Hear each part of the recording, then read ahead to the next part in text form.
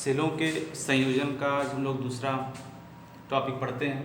सेलों के समांतर क्रम संयोजन, श्रेणी क्रम आप पढ़ चुके हैं, ये समांतर क्रम संयोजन है। देखिए इसमें आपको पता है कि समांतर क्रम संयोजन में सभी प्रतिरोधों का पहला सिरा ए बिंदु पे तथा दूसरा सिरा दूसरे बिंदु यानी बी पर होता है। ठीक है, इस प्रकार के संयोजन को हम लोग समांतर क्रम संयोजन कहते हैं। ठीक, अब इसमें देखिए सबसे पहले हमें ई कितना जुड़ा है और इसमें आंतरिक प्रतिरोध कितने जुड़े हुए हैं, जिसे हमने श्रेणी क्रम में पढ़ा था, वैसे में यहाँ भी पढ़ना है। ठीक है, तो माना प्रत्येक सेल का वैद्युत वाहक बल E है, आंतरिक प्रतिरोध R है और सेलों की संख्या N है, ये तो हमने मान लिया। यदि सेलों का कुल आंतरिक प्रतिरोध देखिए, जो जब हम चूंकि यह समांतर क्रम में जुड़ा हुआ तो समांतर क्रम का अलग फार्मूला ही होता है, उसको कैसे जोड़ा जाता है तो हम लोग शुरू करते हैं, देखते हैं कैसे होगा। प्रत्येक सेल का माना लिख लीजिए, माना प्रत्येक सेल का वैद्युत वाहक बल कैपिटल E है जो हर जगह जुड़ा हुआ है। ठीक है, प्रत्येक सेल का आंतरिक प्रतिरोध कितना उसको भी लिख लीजिए। प्रत्येक सेल का आंतरिक प्रतिरोध स्मॉल r हो गया। ठीक है, सेलों की संख्या कितनी हमने आपको पहले ही बताया कि हम ये n बार जोड़े हुए हैं, उसमें भी हमने n बार जोड़ा था, इसमें भी हम कर सकते हैं, इसको हम n बार जोड़ेंगे। ठीक है, तो हम ये लिख लेंगे सेलों की संख्या कितनी है, सेलों की संख्या n हो गया।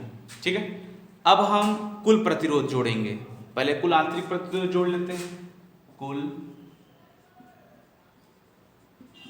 आंतरिक प्रतिरोध, देखिए आंतरिक प्रतिरोध की बात हो रही है, ये नहीं आएगा, वाह नहीं, केवल आंतरिक। तो आप देख रहे हैं ये तो श्रेणी समांतर क्रम में जुड़ा हुआ है। अब समांतर क्रम का formula 1/r dash equal to 1/r 1/r 1/r dot dot dot कितनी बार, n बार, क्योंकि कितनी बार जुड़े हैं, n बार जुड़े हुए हैं। ठीक है, अगर हम इसको सॉल्व करते हैं 1/r dash equal to n by r, अगर उल्टा कर देंगे तो r dash equal to r by n, ये आपको पता है, यहाँ से हमें ये वैल्यू मिल जाएगा। अब उसके बाद अगर हम ये जोड़ देंगे परिपथ का कुल प्रतिरोध कितना है, परिपथ का कुल प्रतिरोध, तो आप देखेंगे ये जो पूरा जुड़ के r बाई n हो गया, और ये अगर ये पूरा जुड़ के एक लाइन में हो जाएंगे, मान लीजिए एक लाइन में ऐसे और ऐसे, ये दोनों श्रेणी क्रम में हो जाएंगे, तो श्रेणी क्रम में केवल जोड़ दिया जाता है r बाई n। यहाँ तक आपको क्लियर हो गया। अब उसके बाद हम वैद्युत धारा पे पहुंचते हैं। वैद्युत धारा एक सिस्टम, चलिए क्लियर हो जाएगा। वैद्युत धारा I इक्वल टू, या कैपिटल I लिख सकते हैं, स्मॉल I कुछ भी, E अपॉन में कुल प्रतिरोध होता है, E अपॉन में कुल प्रतिरोध, आपका E वैद्युत वाहक बल E है, कुल प्रतिरोध कितना है R plus R by N। ठीक है, अगर अब हम इसको एलसीएम के थ्रू अगर हम सॉल्व कर लेते हैं, देख कैसे होगा, I equal to E upon में NR प्लस स्मॉल r और कैपिटल N, यह n चल जाएगा ऊपर तो हो जाएगा n E अपॉन में NR और कैपिटल R, ये आपको मिल गया।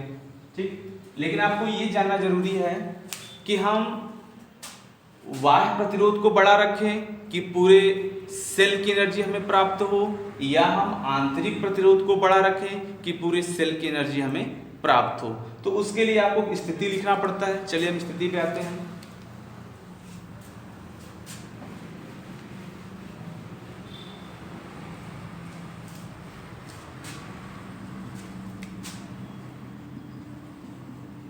स्थिति फर्स्ट, अब हम क्या करेंगे, यहाँ पे हमने स्थिति फर्स्ट में लिख दिया कि NR तो बहुत ही बड़ा है स्मॉल r की तुलना में, मतलब स्मॉल r को हमें भूलना होगा, यहाँ से स्मॉल r को हम यहाँ से छोड़ेंगे। ठीक है, और हम कहेंगे NR बहुत बड़ा है, यानी ये रहेगा वैल्यू, तो I equal to NE upon में N आर, ये कट हो गया आपका ई बाई आर, ये पहली स्थिति में हो गया। दूसरा केस देख लीजिए, दूसरे में आपने कह दिया कि एन आर तो बहुत छोटा है आंतरिक प्रतिरोध से, यानी अब एन आर हट जाएगा, तो आई इक्वल टू यहाँ फिर अब देखिए इस बार कौन हटेगा, एक मिनट, एन आर आपका हटेगा, सॉरी हाँ ठीक, एन आर हट जाएगा तो एन ई अपॉन में स्मॉल आर बच जाएगा। इसको लिख सकते हैं N E by small R. ठीक है, अब देखिए आप यहां आसानी से कर सकते हैं, देखिए आपको नीचे लिखना होगा इसमें कि यदि बाह्य प्रतिरोध का मान अगर हम बड़ा करते हैं, समांतर क्रम की बात हो रही है, यदि हम बाह्य प्रतिरोध का मान बड़ा करते हैं और आंतरिक प्रतिरोध को छोटा कर देते हैं तो हम कितना भी सेल जोड़ लें हमें केवल एक सेल के बराबर ऊर्जा प्राप्त होगी, जो कि गलत है। हम उतना जोड़े हैं केवल एक सेल के लिए, हमें पूरी ऊर्जा चाहिए। ठीक, तो दूसरा केस, यदि हमने लिख दिया कि आंतरिक प्रतिरोध का मान हमने बड़ा कर दिया बाह्य प्रतिरोध से, यानी आंतरिक प्रतिरोध का मान बड़ा हो गया बाह्य प्रतिरोध से, तब हमें पूरे सेल के बराबर ऊर्जा प्राप्त होगी। इसलिए समांतर क्रम में जोड़ते समय हमें ये ध्यान देना होगा कि आंतरिक प्रतिरोध का मान बहुत बड़ा होना चाहिए बाह्य प्रतिरोध से। क्लियर हुआ? ठीक है, चलिए अब अगला हम लोग देखते हैं। अगला देखिए आपका है मिश्रित क्रम संयोजन। मिश्रित क्रम संयोजन का मतलब उसमें श्रेणी क्रम भी हो और समांतर क्रम भी हो, उसी को हम मिश्रित क्रम कहेंगे। देखिए यहाँ पे ये तीनों श्रेणी क्रम में हैं, ये तीनों श्रेणी क्रम में, ये तीनों श्रेणी क्रम में, और ये तीनों के साथ समांतर क्रम में जुड़े हुए हैं। इस प्रकार के क्रम को हम लोग मिश्रित क्रम कहा जाता है। देखिए पहले केस में आपने पढ़ा कि कब मेरा सेल के बराबर पूरी एनर्जी प्राप्त होगी, दूसरे केस में भी आपने पढ़ा और तीसरे में भी हम पढ़ेंगे।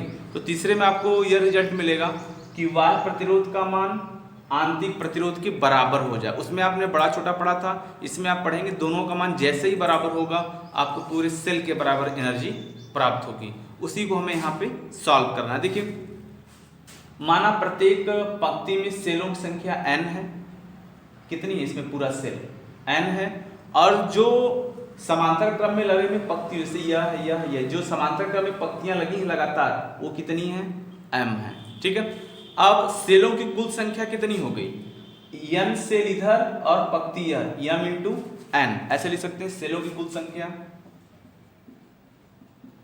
सेलों की कुल संख्या, n इधर जुड़ा है और ये m पंक्ति है, जब इसका गुणा कर देंगे आपको पता ही चल जाएगा कितनी सेल जुड़ा हुआ है, m n, ये सेलों की कुल पंक्ति हो गई।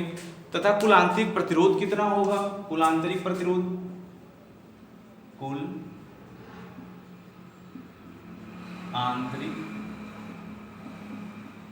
प्रतिरोध, देखिए इसमें है कुल आंतरिक प्रतिरोध n r, ये कुल आपका आंतरिक प्रतिरोध निकल गया। अब चूंकि मिश्रित क्रम में जोड़ रहे हैं तो माना मिश्रित क्रम का आंतरिक प्रतिरोध, माना मिश्रित क्रम का आंतरिक प्रतिरोध R डैश है। ठीक है, तो मिश्रित क्रम में आप देख रहे हैं कि मिश्रित क्रम में आपको समांतर और श्रेणी दोनों प्रकार के क्रम मिल रहे हैं। तो चलिए हम इसको कैसे सॉल्व करेंगे, तो 1/r डैश इक्वल टू 1 में nr, 1 में nr डॉट कितनी बार, m बार, क्योंकि आपने देखा है इसमें पंक्तियों की संख्या कितनी है, m है। तो अगर इसको सॉल्व करते हैं तो 1 में r dash equal to m में nr, ये क्लियर है, m में nr। अगर हम इसको उल्टा कर देते हैं, क्योंकि यहाँ उल्टा करना ही पड़ता है, r dash equal to nr में m, यह आपका कुल आंतरिक प्रतिरोध निकल गया। अब हमें कुल प्रतिरोध जोड़ना है तो यह r भी जोड़ना पड़ेगा कुल प्रतिरोध में, कुल प्रतिरोध कैपिटल R प्लस nr में m। अब आपको पता है इसके बाद हम जैसे ही पहुंचते हैं तुरंत हम धारा पे पहुंचते हैं। कहाँ पहुंचते हैं, परिपथ में धारा। एक सीक्वेंस में चलेंगे सब समझ में आएगा। परिपथ में प्रवाहित धारा I इक्वल टू वैद्युत वाहक बल और कुल प्रतिरोध R प्लस nr में m। क्लियर हुआ यहाँ तक? अब देखिए इसको हम सॉल्व कर लेते हैं, जैसे एलसीएम के थ्रू सॉल्व करते हैं। तो आई इक्वल टू एम का इंटू यहाँ होगा, एलसीएम से फिर एम ऊपर चला जाता है, तो एम एन ई अपॉन में एम आर एन आर। ठीक है, अब देखिए यहाँ पे जब हम पहुँचते हैं तो एक अलग सा मेथड हमें सॉल्व करना पड़ता है ताकि ये पूरा क्वेश्चन आपका सेट हो जाए। तो मैं इसको मिटाता हूँ, देख लीजिए, आप लिख लीजिए इसको। अब देखिए कैसे सॉल्व, थोड़ा ध्यान दीजिएगा। एम आर और एन आर को ये वैल्यू, इस वैल्यू को हम द्विघात समीकरण के रूप में लिखना चाहेंगे। मतलब जैसे a प्लस बी के होल स्क्वायर या a माइनस बी के होल स्क्वायर वगैरह लिखना चाहते हैं तो लिखेंगे कि रूट में एम आर माइनस रूट में एन आर का होल स्क्वायर प्लस 2 रूट में एम आर एन आर, ऐसे लिख सकते हैं। ठीक है, ये आपको दिखाना पड़ेगा यहाँ पे, एक लाइन ये। ठीक, अब देखिए जब इतना आप दिखा देते हैं तो यह वैल्यू आप आई में रख भी दीजिए। जैसे मान लीजिए हमने इसको समीकरण नंबर 1 मान लेते हैं, इसके पहले शायद कोई समीकरण नहीं माने थे हम लोग इसको समीकरण नंबर 1 मान लेते हैं। अब सारा वैल्यू रख देते हैं समीकरण 1 में, समीकरण 1 से I equal to m n E upon में, इस पूरे के जगह ये पूरा वैल्यू में रखना पड़ेगा यहाँ पे, रूट में एम आर रूट में एन आर का होल स्क्वायर प्लस 2 रूट में एम आर एन आर। ठीक है, ये कर लेंगे। लेकिन नीचे आपको ये बात बताना पड़ेगा, अधिकतम धारा के लिए अगर आपको अधिकतम धारा प्राप्त करना है तो इसको न्यूनतम करना होगा। इसको क्या करना होगा? न्यूनतम होना चाहिए। तो मान लिया हमें अधिकतम धारा के लिए, अधिकतम धारा के लिए रूट में एम आर रूट में एन आर इक्वल टू 0 या रूट में M R equal to root में एन आर या M R equal to N R. ये देखिए दोनों बराबर हो गए। अब यहां से हम लोग कैपिटल आर का वैल्यू अगर निकाल लें, एन आर अपॉन में एन, अब जाके ये कैपिटल आर आपका सही सिंबल के रूप में मिला। ठीक, तो यहां पे हमने देखा कि एम आर किसके बराबर हो गया? एन आर के बराबर, मतलब कि बाह्य प्रतिरोध आंतरिक प्रतिरोध के बराबर होने लगा। ये वैल्यू क्लियर है? तो अगर हम ये मान, पहले इतना कर लेते हैं, आप लोग कर लीजिए। चलिए यहाँ तक हो गया आर इक्वल टू। अब देखिए यह समीकरण 2 हो गया और ये समीकरण 3। अब आगे बढ़ते हैं समीकरण 2 व 3 से, ध्यान से देखिएगा। 2 है I equal to m n E upon में, समीकरण 2 क्या है? हम एन आर की जगह एम आर रख सकते हैं। ध्यान दीजिएगा, जहां जहां एन आर है वहां हमें किसको रखना है? रूट में एम आर। ठीक, चाहिए जो वैल्यू रख सकते हैं हम लोग, दोनों सेम ही है। ठीक है, तो मान लीजिए हम रखना शुरू करते हैं इसको। हमने कहा यहाँ पे एम आर की जगह हम क्या रख देंगे? एन